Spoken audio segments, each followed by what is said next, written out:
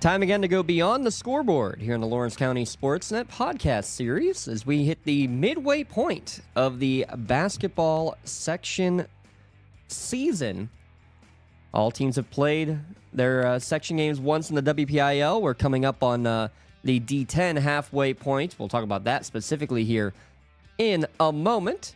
Our broadcasts here with the Beyond the Scoreboard podcast is always delivered by Penn Ohio Bottled Water. Let Penn Ohio do the heavy lifting, deliver fresh bottles water straight to your home or work. I'm James Dotson, and Lee Moan calling in for the fun here today as we reach the midway point, Lee. And just in general, let's chat about the fun that we've seen so far. We've seen a couple of good games, a couple of lopsided victories as well. But lately, especially, we've had a couple of pretty entertaining contests for sure here in the basketball season, especially with some of the county games. It's been a heck of a first half of the year so far. And we always say it every year. It's like, already, it's the halfway point. Every sports season we do that. Yeah, it's just flying along, and it's great time of year, basketball season, and then once the playoffs start, boy, it's even better. But it's been a fun ride. Some surprising teams, some not so surprising teams, and that's the way it is every year. But should be a fun ride here for the next few weeks to get in the WPL playoffs here in the next week or next few weeks. Playoffs? You kidding me? Playoffs? We're already there. Yes, it feels like it. Well, I think it only takes one or two more wins for a couple of these teams to officially clinch that playoff berth for sure. So we won't talk official playoff talk yet, but with that in mind, let's talk first with some of the teams on the girls' side that are, I don't want to say a shoo-in to make the playoffs, but might as well be. Let's start in Class 1A and work our way up with the Union Scotties, two-time defending champions, starting the year at 12-0. They're undefeated, 6-0 through the first half of their section schedule here so far, Lee. And not to be surprised, they start with Kylie Frustorfer. She's averaging nearly 20 points per game, but they have a good complement. They're doing what they have to do, and they keep playing the way that they are. No surprise that we're probably going to be seeing them make another deep run. In fact, they're probably their toughest competition the rest of the way until they make it to finals is probably who they play later this week in Aquinas Academy. Yeah, they handled them earlier on their home court by about 20 points, I believe it was, or so. But their non-section schedules, they tried to line up some tougher schedule games because of the schedule. The section not the strongest this year for sure, but the bad part about that is they have to play 14 section games, so that limits your out of section contest down this year because you're only allowed to play 22 games maximum. So tough to gauge sometimes of the quality of everything, but they're moving along really well.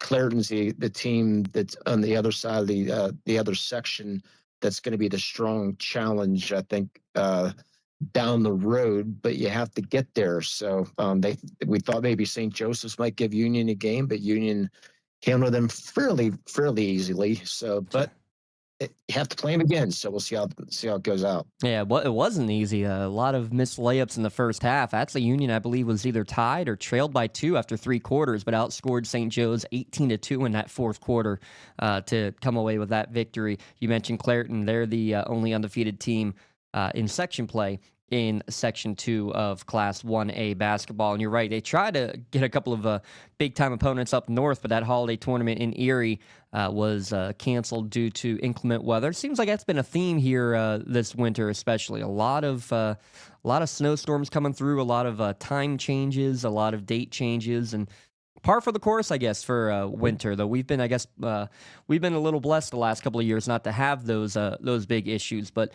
in general, Lee, let's just ask that in terms of teams having to make those adjustments on the fly. with the, inclement weather and, now you might have a chance of needing to have, 3-section games in a single week down the stretch. Just, how big is it to start off strong and not have to rely upon wins when you might have to play 3 or 4 games in a week that all matter in section play? Yeah, very, very important to get those as much as you can. Try to build up that league because, sometimes when you get those 3-section games, it's a lot of basketball for sure. And it was funny. I was in a store just the other day and said, "We're actually having a real winner this year." And it's like, yeah, we're having a real winner for sure. But you have to make, it's tough with the school adjustments but yeah, that's part of life, unfortunately, here in Western Pennsylvania.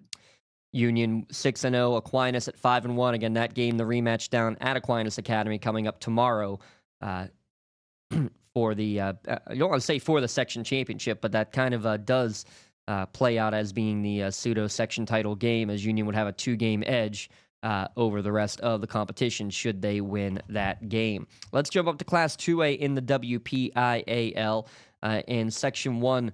Where we're focusing here. Aliquippa coming in at 5-1 halfway through the season. 5-0 in section play. Neshannock 4-1. Their only loss coming in overtime there at Aliquippa. Rochester 3-2. Laurel at 2-3, currently holding what would be the final playoff spot out of Section 1. Shenango with Freedom currently outside of the playoff hunt right now. Let's just start real quick with this Shenango and Laurel team at the bottom of the section. Shenango, I give them huge props. They only have 7 girls that are going out there and competing every night. A lot of players they've convinced to come out and rejoin after maybe not playing basketball in a few years and putting up fights. They put a bit of they made Laurel have to work for it in that game a little bit, Lee, that you saw there last week. Yeah, a little bit. Coach O'Hara's got him playing hard, and that's what he expects. That's what he's hoping to do. He said the numbers are really good down in the 7th, 8th grade level, so it's going to be a couple years, but he has a lot of confidence in the girls that he has coming up, and the system that he's putting in. I mean, he's really expecting some big things, hopefully in a couple years. And Coach LaRocco moving from Shenango to Laurel first year, he said it's been a little different. Coaching at Laurel because things have been he has a different style of basketball that he preaches at Laurel right now, and they're finally starting to buy in. He's got a younger group there too, a few seniors in that team, but he's happy with the way things are going too. But he knows he's going to be overmatched on some nights, but they continue to progress though. I mean, talk about a turnaround. They were mercy ruled by Elwood City earlier in the year. They come back and mercy rule the Wolverines right back over the holiday break. I mean, that just shows kind of, building and getting better as the year goes along, for sure. And I like, too, just when you look at the numbers for the Spartans, nobody averaging double figures, but you have 5 players who are averaging 7 points or more between Macy Swiner, Maylee Hill, Cheyenne Tyndall, Jael Henderson. You have a complement of players who can all score the rock as necessary, and a couple have had the big scoring games to lead the charge at times. But they're playing balanced basketball, and that's all you can ask for, I think. Yeah, and Tyndall can shoot lights out from 3, can't leave her open. But yeah, Coach LaRocco says it comes down to the playing disciplined basketball, and of course the turnovers. And they really, the game we had against Shenango, way too many turnovers against Shenango. But you have to limit those turnovers. I also got to give a shout out to their Instagram page. A lot of fun and a lot of fun videos there with Coach LaRocco and the squad. They do have fun, which is also, I think, something you can't forget as being the number one option. Yeah, it's high school ball. Yeah. I mean, you have to have some fun. For sure. Except if you're Coach G at Neshannock, though. Well, let's talk about Coach G at Neshannock. She never has fun. We certainly have fun when we talk to her. That's always a fun time talking with Coach Luann Grabowski. Her team, again, as we mentioned, their only loss in section play coming in overtime down there at Aliquippa, 65-61 was the final of that game. They also lost a non-section game early to Seneca Valley. But all in all, again, a young squad. This is very similar to when Neshannock made those back-to-back state championship game runs. The first time they made it there, they had no seniors on the roster. Hey, newsflash, we're right there again. There's no seniors on this Neshannock roster. And what's the name as one of the top leading scorers on the team? Oh, yep, it's another Noge. It's not Nalia, it's the youngest sister, Jaden. Her with Peyton Newman kind of being the top two scorers on this team. But again, I think kind of very evident is that third, fourth, fifth scoring option that Neshannock is starting to develop more consistently over the course of this year, beginning with Ainsley Allison, who's coming off a career-high 25 points in the win over Rochester last week, Lee. Yeah, and I'm surprised to see they're the leading team in 2A in scoring at 61.8 points a game, which sort of surprises to me because at times we've seen them, struggling a little bit offensively. They're always known for that defense, only giving up 33 a game, which is almost tops in 2A. But Coach Grabowski preaches that defense. If you don't play defense, you don't play offense. You're going to be on the bench. And shout out to Aliquippa because that program struggled for years, and they're doing a great job down at Aliquippa. And you always hear about the boys. The boys are, which we'll get into, number one in the state. But the girls, how about the girls being the top of that section? And it should be a fun battle at Neshannock when that rematch happens. That rematch coming, get the official date. I believe that's February the 4th. Oh, no, it's still in January. Excuse me. January 27th, that last week of January. And we will be there for that one for sure. As again, that's going to be, again, a game that will be deciding more than likely the section championship as currently at the halfway point of the section year. Class 3A in the WPIAL, Elwood City and Mohawk currently are just out of the playoff hunt. Olsh still undefeated at the top of the section. Quaker Valley and Beaver Falls each at 5-2. Riverside and Elwood City tied at 4-3 for fourth place, but right now Riverside with the head-to-head lead over the Wolverines. Mohawk at 2-5, and then Stowe Rocks and New Brighton bringing up the bottom of that Section 1 in Class 3A. Overall, Olsh, you know what they are. Olsh is just a strong, strong team year in, year out. And Beaver Falls has had a great couple of years. They have a number of players coming back. And then you got Quaker Valley with Mimi out there. She's just a one-woman wrecking crew at times. So a very difficult section to fight with, but especially Elwood City, they're right there in the thick of things to try to get that final playoff spot. Yeah, no, I was thinking they took 5 because it was an 8-team section. I was thinking they took the top 5, but I could be wrong. I didn't do my research, but this way it's normally set up. If there's 8 teams in a section, you get 5 playoff teams. But you don't want to rely on our information. Go get that 4 spots. I will confirm that here right now. Yeah, I'll confirm that right now. But let's talk about this Elwood City team. They have a couple prolific scorers. Delaney Sturgeon has been a force down low, and Kayla Jones rapidly approaching 1,000 career points. Those two as your main scorers. Caitlin Kreitz are kind of completing the 3-headed monster. They can get the ball through the hoop for sure over the course of the year. Can they play with a limited number on their roster? Can they play a full 32 minutes? Has kind of been their Achilles heel. Well, we saw that. We saw them last year only play 5 and 6 players. So I think their stamina is going to be fine for sure. But you might see them sneak in that number 2-3 spot possibly. With the Quaker Valleys and Beaver Falls. So it's going to be a wide open push for sure. And for Mohawk, struggling a little bit at 3-10. They do have 2 section wins.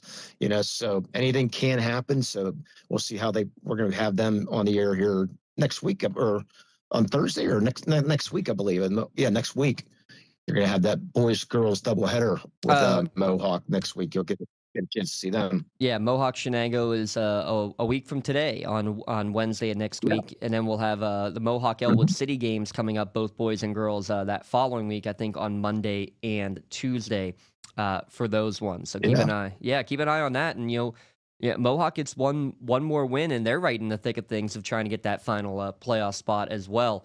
So big shout out to Reagan Magno and that entire Mohawk team for fighting as well. Another young roster with a first-year coach trying to work their way back up to prominence. Yeah, they just need to get some offense. They're only scoring 26 a game, and that's not going to get it done most nights. So hopefully that offense will pick up for them. And yes, to clarify, you are correct. The top 4 teams, if you have a section of 7 or less, will make it into the playoffs. If there are 8 teams in your section, you will get a 5th playoff bid. So, correction, both Riverside and Elwood City would be in the playoffs as of the midway point. So, something to keep an eye on. We're used to saying top 4, but I guess we cannot officially say that anymore. Can't say that on the district, or we'll get to District 10 in a minute. Let's talk about Newcastle real quick. Lee will get a chance to see him tomorrow. Rihanna Boyce just hit her 1,000th career point over the holiday break. A big non-section win at a packed field house on Friday before the boys game against Fox Chapel. That was a good boost for this Newcastle team. You have Rihanna as the main scorer. She's your senior leader. A lot of young players working their way more into the flow of this team. Again, it's a Newcastle team that has been struggling overall, and they're in a really difficult section, but they're showing some life and showing some quality play, especially in these non-section games, to things to build in the program on, right, Lee? Yeah, they'll need some life on tomorrow night against Montour. Montour, an up and coming program too, with a first year coach, Coach Joseph. Yeah, doing some good things there. 9th year at Newcastle already, taking over for sister Maria. It's hard to believe she's been there 9 years now. Yeah, that's crazy. It's just time flies. Yeah, I know time flies. You were still in high school then? No, I'm just kidding. No, yeah, because you know what? Before that, yeah, I was coaching with both Maria and Kara up at Sharon before that, and I can't believe it. That would be now 12 years ago. That is. Well, let's not even get started about that. Wow.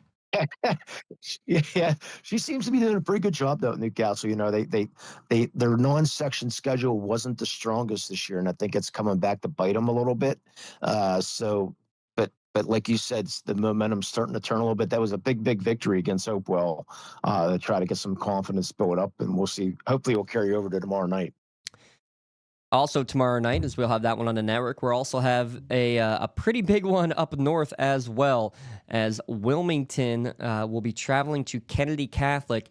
And Lee, correct me if I'm wrong, but I believe that is number 1 versus number 2 in the state rankings as of the last rankings that came out. You are absolutely correct, and I cannot recall the last time Wilmington was even in state rankings for girls basketball. Kennedy Catholic, well, naturally, I mean, they're defending state champion, and Fields and gang up there. But yeah, it's been a long time since Wilmington, if ever, ranked in the state ranking. I'm sure they probably were somewhere along the way. But yeah, that's gonna be a fun matchup between Crayup and Fields. Yeah, I mean, Lake Fields is going to do what Lake Fields does. She just got her 1,000th rebound to go along with her 1,000th career point there at Kennedy Catholic. Believe that was just last week in a non-section play. Yeah, only a junior. No, she's a senior this year, isn't she?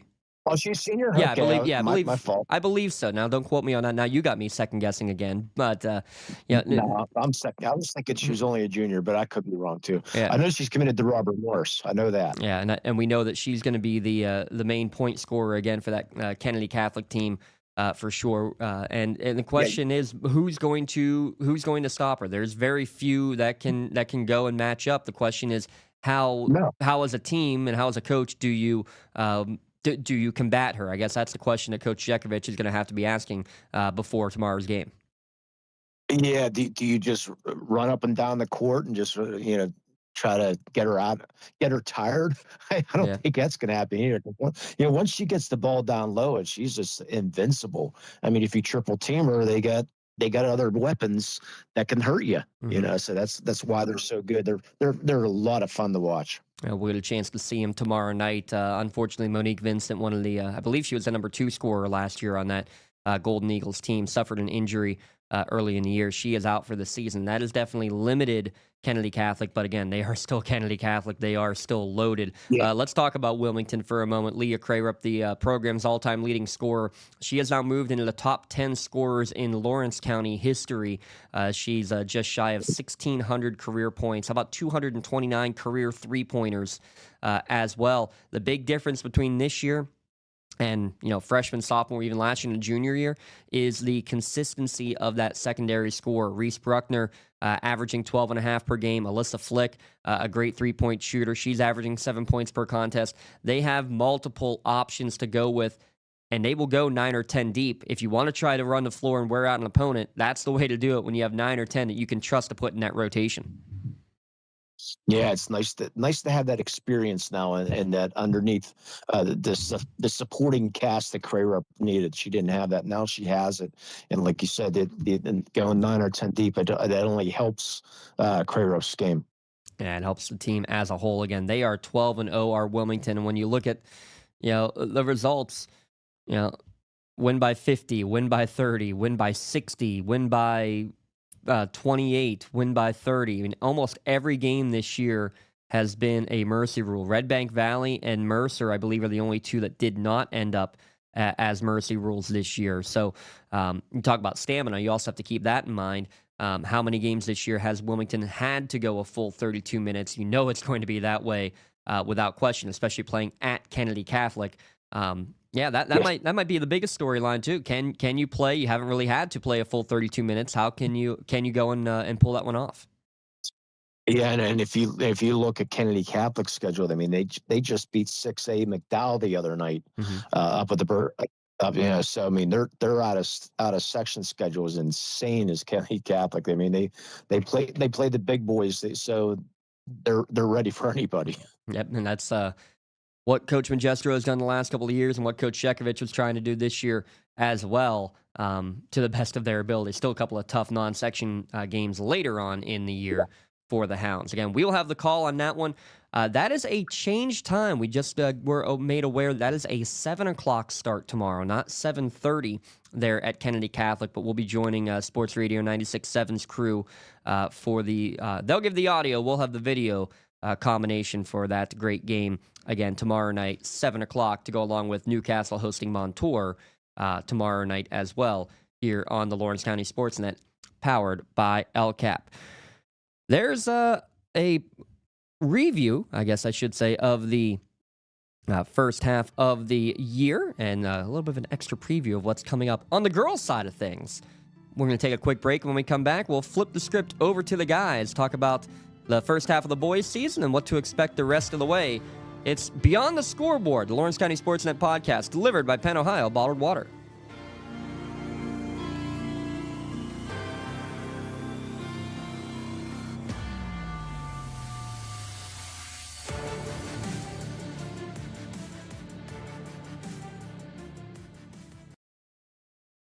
I love what I do because coming in every day is different. How can you not enjoy these kids coming up and hugging you and giving you these great smiles all throughout the day? You guys ready? Seeing the progress that our kids make every single day is one of the reasons I love coming to school. What should we do? We have fun. LCAP Early Learning Centers is hiring. Help empower young minds in Lawrence County and become a superhero today. Apply at lcap.org.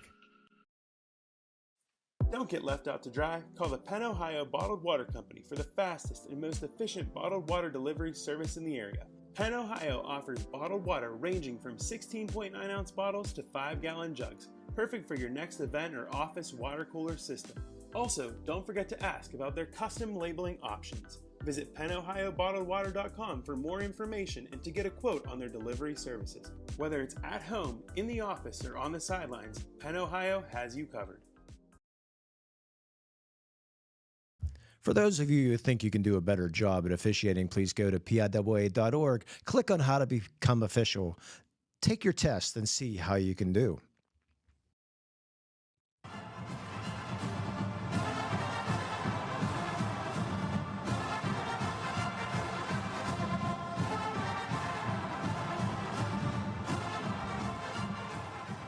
I know Lee Moan likes that sound right there. A little Notre Dame Fighting Irish music to bring us back in here on the Lawrence County SportsNet, powered by LCAP. The Fighting Irish going for the Natty coming up next week. It's on Monday night, I believe, right, Lee?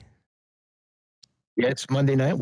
I have nothing going on that night. Thank you very much. Yeah, no problem. I'm Yeah. I had to think about that Yeah. for a minute of whether I scheduled myself for anything there at that point. Go Irish is all I have to say.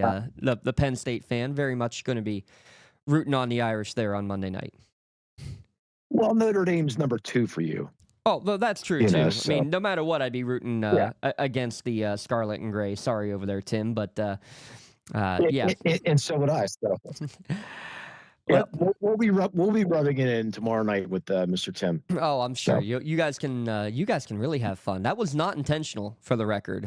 Tim and Lee being on the call together for tomorrow's game there at Newcastle. Make sure you let them know Newcastle's fight song is the Notre Dame fight song. Just keep that one I in your back definitely will. pocket. Keep that in your back pocket.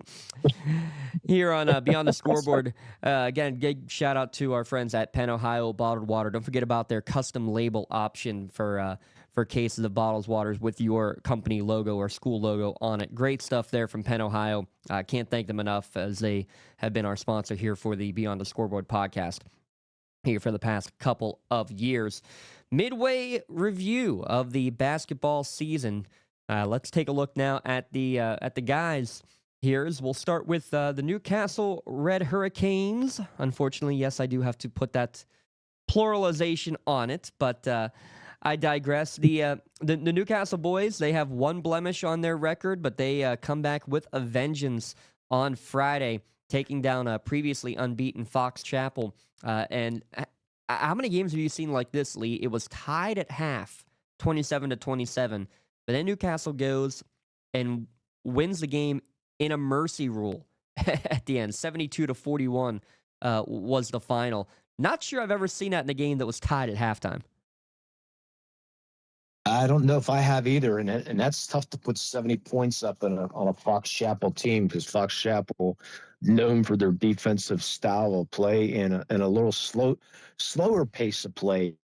Coach for Fox Chapel plays that style, and Newcastle is what they got a great freshman in Cox, and then you get your senior leadership in Blundo, and then everybody else. But boy, I'm looking forward to seeing them next Friday. I'll be get to see them against Butler. I haven't seen Newcastle play yet, but boy, and unfortunately that one loss, the section loss against Seneca Valley, a heartbreaker.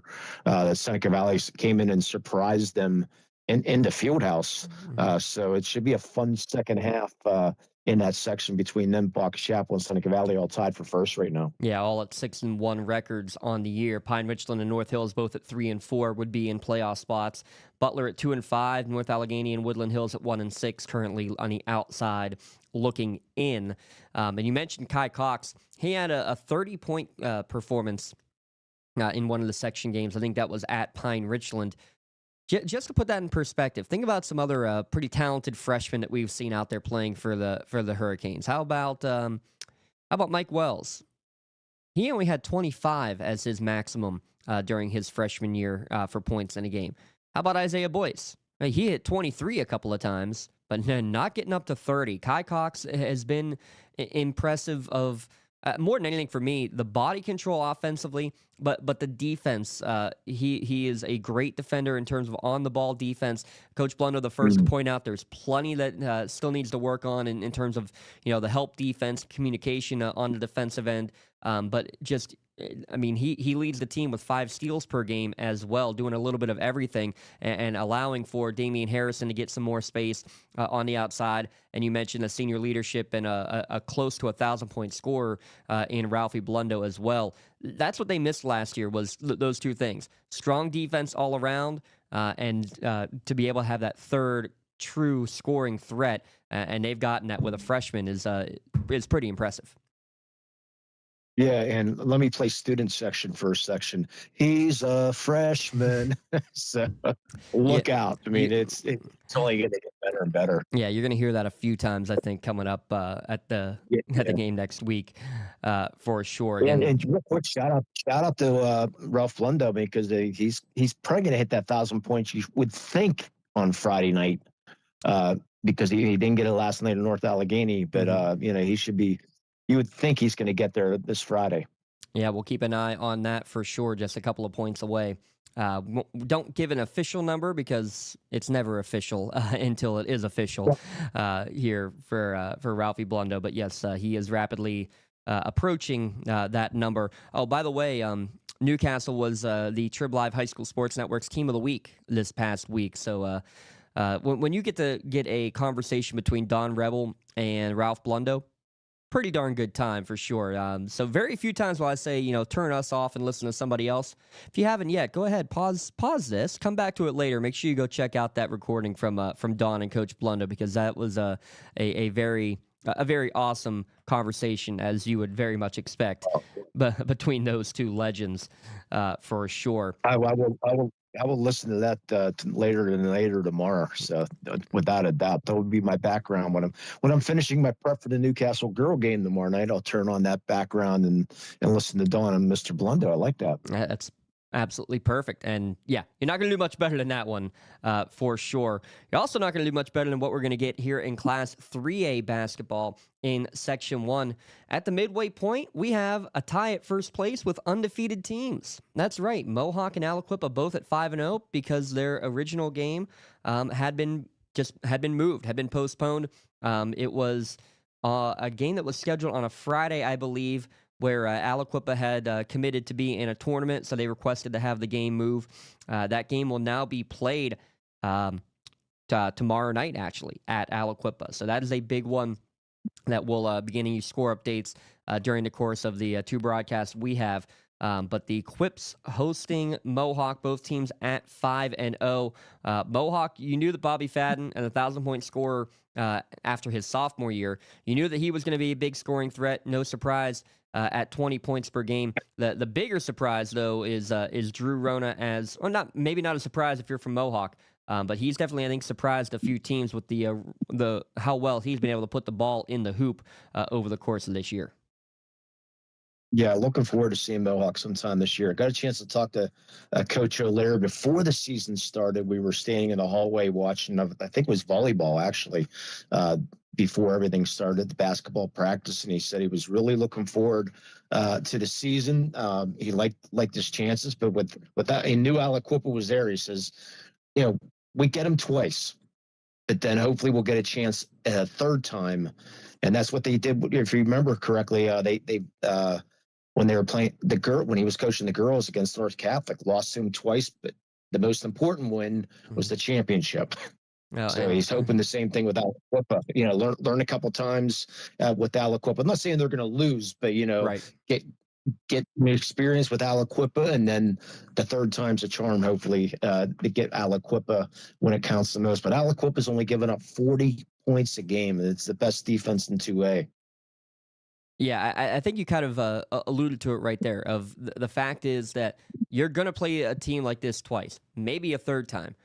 In terms of section, the most important one is the one that's at home. If you can hold serve at home in all your games, you're a playoff team. If you win the games you should win on the road and then split against a top team winning your game at home, you've done the important things. But I'm going to find it very difficult to say that you're not going to see these two teams playing 3 times this year, maybe a 4th time this year. We saw that all the way through with the with the Newcastle and Hamptons. I think they played 4 times in 2 or 3 straight years when they were in section mates there back just over a decade ago. So key thing is to play your game.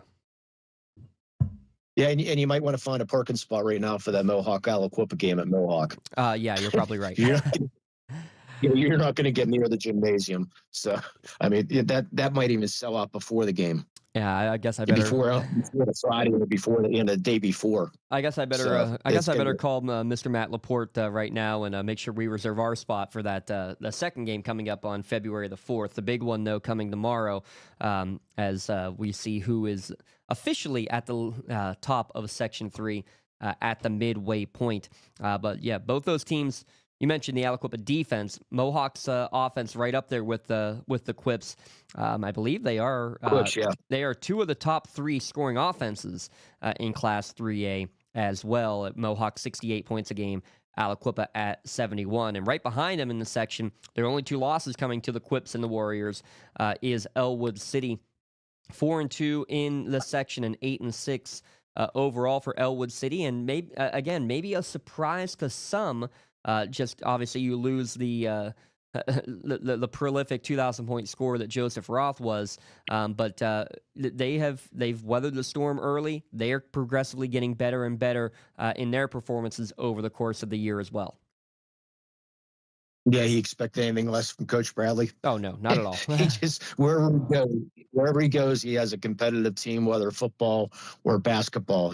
So he just continues to get it done. And shout out to Joe Roth, not playing basketball in college, but doing quite well at the Ohio State. I know who he's rooting for on Monday, but yeah, and the swimming for him. So I mean, he's I think he won a Freshman of the Week award just recently.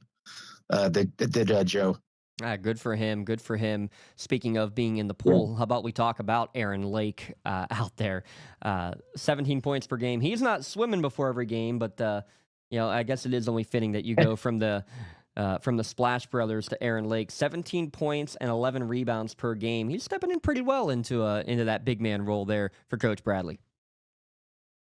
Yeah, and he's not the biggest guy in the world either, but he's a hustler. I mean, he does get it done. So hey, somebody had to fill in 30 points a game. You're not going to get 30 a game, but Lake doing a pretty good job. Yeah, as they try to spread the wealth to catch up to that 30 points per game. They've done a good job of that. So again, Elwood City currently in third place. There in Section 1. New Brighton and Riverside fighting for the fourth and final spot in that section ahead of Freedom and Beaver Falls. Let's jump down to Class 2. Oh, go ahead. No, I'm just sorry. You mentioned Beaver Falls, and it's just, wow. I mean, they are in some rough times down there in Beaver Falls. Yeah, if you had told me that Beaver Falls team would be 0-13, I would not have expected that either, and especially after a pretty rough football season for the Tigers as well. And they're only averaging 38 a game too. A Beaver Falls team only averaging 38 points. They got drinking the world water the last couple of years, so hopefully the right flow of water will get back down to Beaver Falls. I'm sure it will. I mean, you see this especially in historic programs like a Beaver Falls. You saw it with Farrell about 10 years ago. Their football and basketball teams went completely south, and they worked their way back up. You get a couple of strong classes to really build up the morale, and you get the development more in the youth and excitement in the middle school programs, and it's all a trickle-down effect. So we'll be talking about Beaver Falls again for sure in the next couple of years. No surprise whatsoever. No surprise in Class 2A. With Section 4 in Class 2A, as Neshannock, a 7-0 start. They moved down from Class 3A to 2A. They only have one loss on the entire season. That's a non-section play. They have had a couple of tough home wins against Ulsh, Union, and Shenango, the 2, 3, and 4th place teams in this section. But Neshannock doing what they have to do. They get the wins at home, and they've done it with the defense. Again, the top defense in Class 2A basketball. Now, after the game last night, actually, they've dropped down to the second defense, number 2 ranked scoring defense in the classification. But Neshannock, you know what they're going to get with Coach Corey, right, Lee? A tough defensive performance and some good outside shooting. Without a doubt. I mean, they're a well-rounded team. And if you look at that Section 2A, check it. 0, 1, 2, 3, 4, 5, 6, 7, right down the line. Mm-hmm.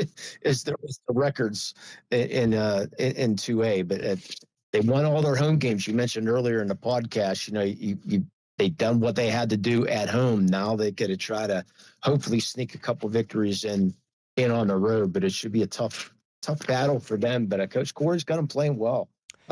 He said it all starts on the defensive end at Neshannock, and they turned that defense into offense quite a bit, and they're looking good right now because 2A I believe is really wide open. I thought Swickley Academy might run away with things in 2A, but they seem to be on the same level as some teams in 2A, so it should be a fun playoff season. But Neshannock's hopefully going to get get that section championship, but they're going to have a battle for sure. It was a fun game just the other night there between last night between the Shannock and Union. Union held their own for 3 quarters, and then the Shannock finally pulled away from that game. But the match should be a lot of fun. Yeah, if you had told me in that game last night, Lee, that Union's Lucas Stanley would put up 31 and the Shannock's leading scorer Davey Quat would be held without a field goal, but you tell me the Shannock still won by double digits in the game. That just shows, though, the diversity, and that's what the difference right now between the Shannock and Union is that the Shannock has had the consistent number 2, 3, and 4 scorer. Tony Parada still put up 18. Jake Rinn puts up a career-high 23. Talon Anderton had 3 straight threes in the third quarter to give the Shannock the lead for good.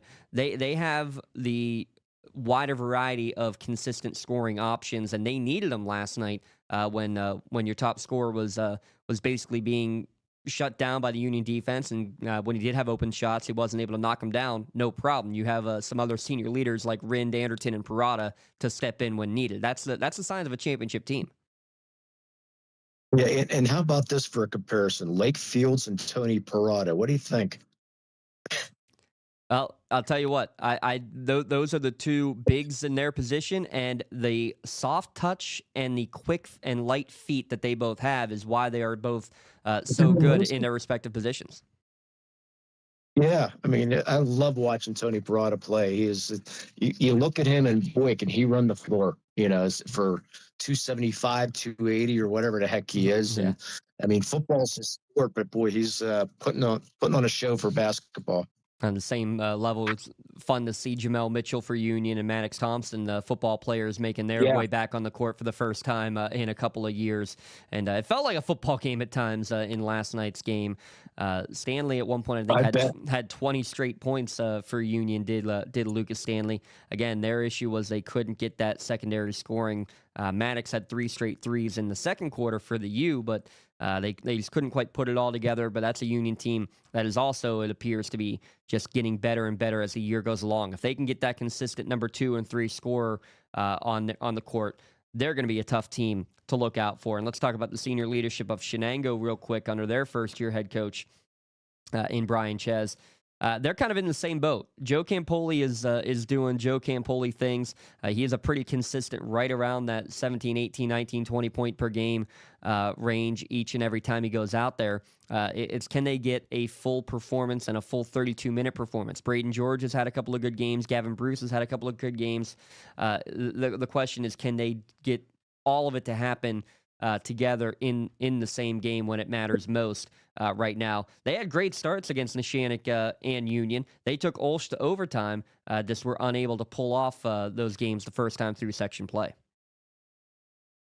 Yeah, Coach Ches got a lot of belief out of his team right now. He's has them playing well. Only 6-7, but you mentioned 4-3 in section play, and sitting in that playoff spot as of right now. So they do take 5 teams since there's 8, so they're looking good in that aspect. So we'll see if they can hang things. Come back here in the second half. Again, turnovers for them too. But sometimes they play a little bit undisciplined. But they, hopefully will turn that around and here in the second half. And with Union, I mean, you feel great for them. They had to step up to 2A. 2 kids in the, 2 students, 2 boys is why they're in 2A this year instead of being in that single A. But maybe might be better off that you don't have to worry about Nazareth Prep this year. I don't know. So this year was a Monty Christian in single A. So now Nazareth Prep, we'll talk a little bit about down that road possibly in single A. But for Union, but it's been fun though because you get that section of the Lawrence County rivalries now. The travel's not as bad, and seeing the Shannock, Union, Shenango, Laurel all in the same section, it's so much fun. Oh, absolutely. That's the reason we go out to see those jam-packed. Even with the weather like it was last night, not a great drive. Still had fans from both schools there in big numbers for that game. And you mentioned Laurel, the other team in the section, currently 1 game out of a playoff spot. Are the Spartans 8-7 overall, but just 2-5 through section play. Jaden Iorio had a big game that you guys saw in the game on Friday against Neshannock. And same thing. On paper, that was a game that you expect Neshannock to just go and take care of business and run away with it.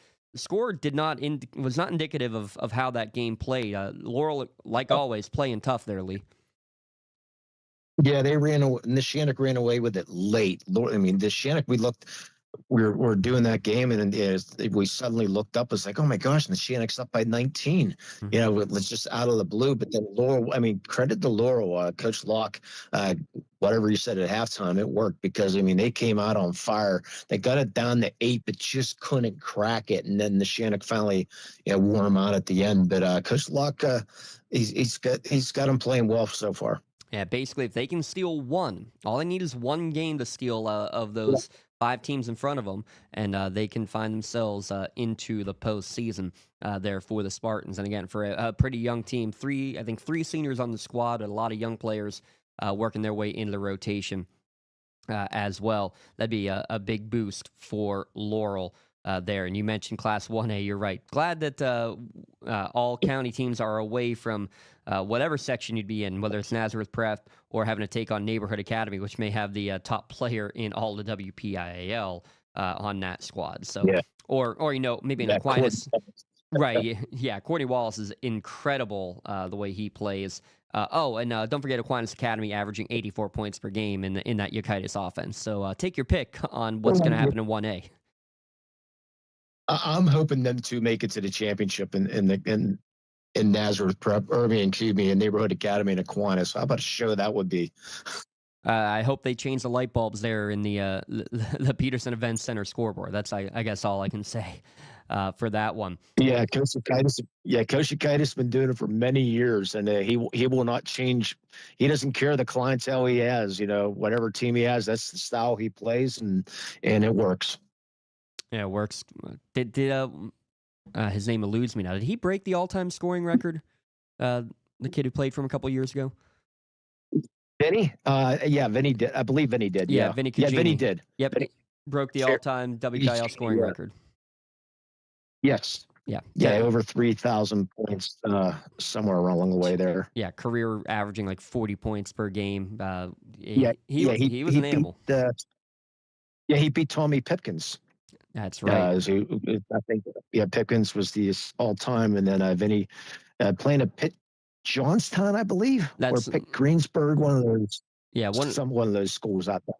Yeah, one of those Pitt branch schools. Not putting up 40 a game though.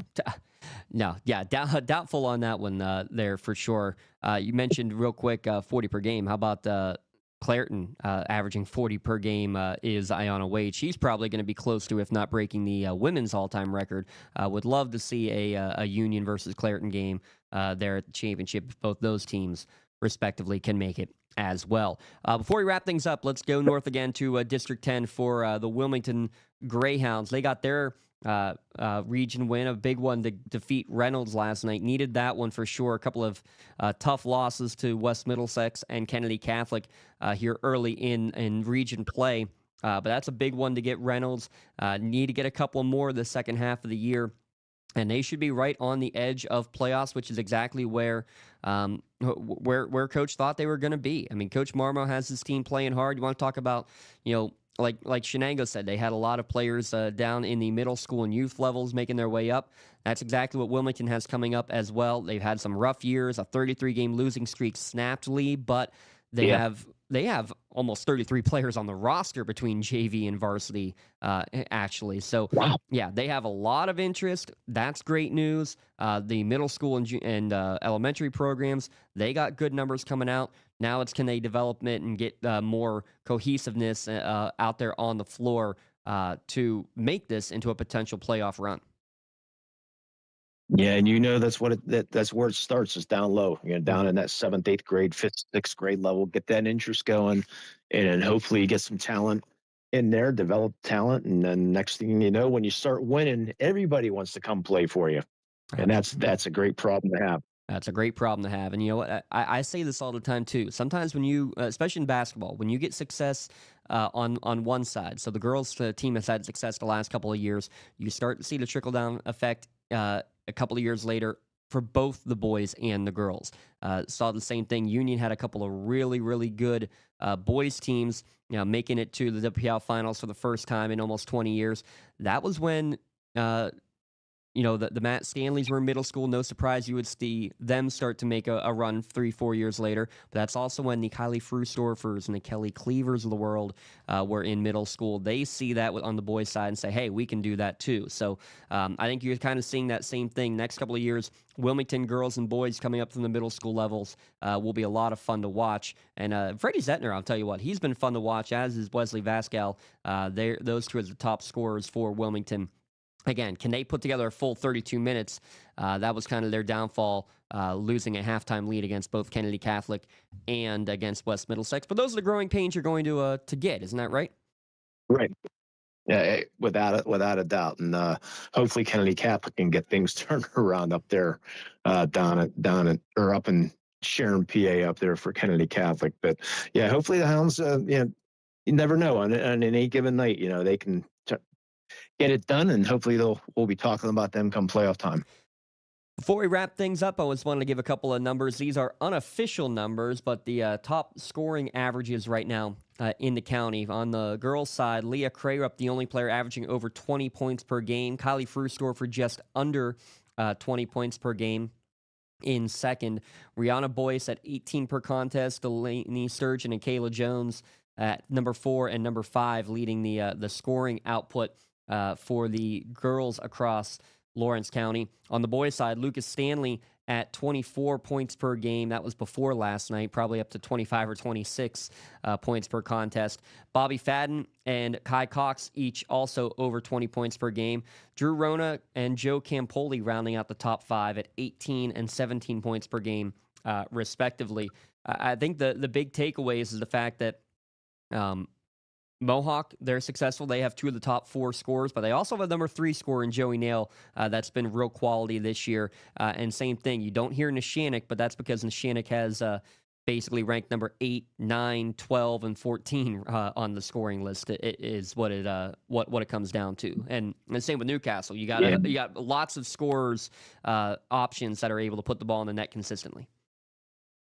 And me personally, I would rather have an 8, 9, 12, and 14 than just the one. Mm-hmm. It's nice to have that balance, because it really makes you tough to defend. Drew Rona, Lucas Stanley, Ralphie Blundo leading the 3-point shooting category for the boys. Kylie Frustorfer and Leah Crarup. That's going to be a fun battle between them. And Cheyenne Tyndall, number 3 on the 3-pointers made on the ladies' side. Frustorfer versus Crarup. Can we get that as a potential non-section game late in the year? I like it. Hey, Union's probably looking for a couple games since their tournament was canceled. So I think so. I think Wilmington had to have a game canceled as well. So hey, I think so. I think we need to try to make that happen. You're going to be talking to the Wilmington girls here tomorrow night. So yeah, we'll have to make it happen. See if we can find that open date that works for both teams. The bigger issue is District 10 playoffs typically start a week later than the WPIALs. So.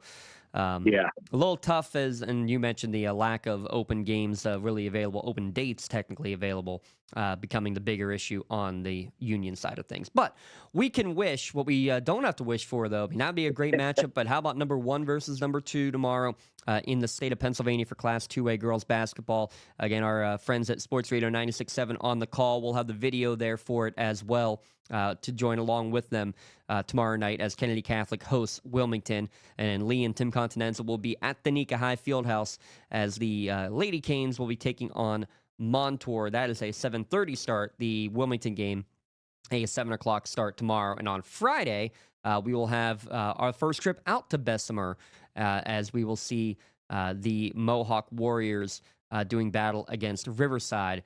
And we'll see how they respond, too, after that'll be a back-to-back playing at Aliquippa on Thursday and then hosting on Friday. But we'll have all that and plenty more coming your way in the following weeks on the Lawrence County SportsNet, powered by LCAP. Again, big thanks to Penn Ohio Bottled Water. Make sure you give them a call for your bottled water delivery, whether it's the 3 or 5 gallon jugs or the individual 16-ounce boxes. Let Penn Ohio Bottled Water do the heavy lifting and deliver fresh bottles straight to your home or work. Thanks to Limon for joining us here tonight. I know it's a busy schedule. He's going to be on the call momentarily for the wrestling match at North Allegheny. Big thanks to him for joining the fun, and we'll, I don't know, we'll see what happens on Monday before I decide when I get to run into you in person again. Well, hopefully I'll be grinning from ear to ear with a national championship, but we will see how that goes, and hopefully Tim will be frowning. Well, I agree. Thanks again. Just keep it at that. Yeah, we'll keep it at that. Thanks again, Limon. Thanks again, everybody, for tuning in. Live or archive, this is the Lawrence County SportsNet Beyond the Scoreboard podcast delivered by Penn Ohio Bottled Water.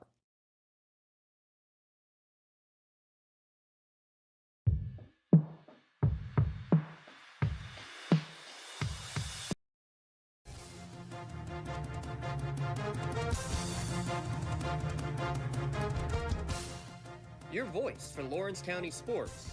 The gold ball headed home to Newcastle. This is the Lawrence County SportsNet.